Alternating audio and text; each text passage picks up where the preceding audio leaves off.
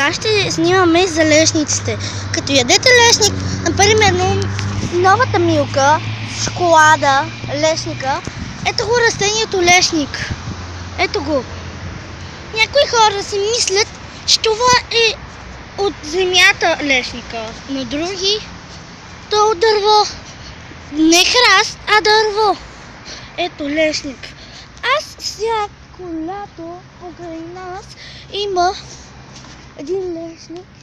Набирам си го, изпича го баба и го хапва. И го хапваме. Той е много вкусен. Ако не знаете как да го видите лешника, сега ще ви го покажа. Ето такива са му листата. И е като дърво.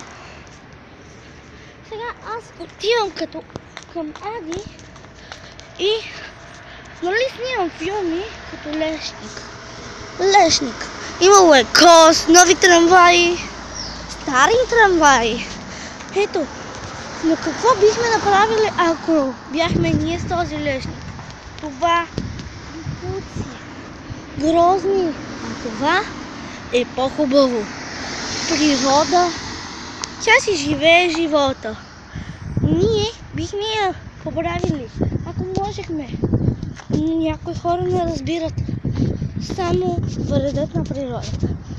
Ако искате още епизоди, нужни епизоди, гледайте за мен Любка и моите НДП за Ади Илиева и Гансер Рогак.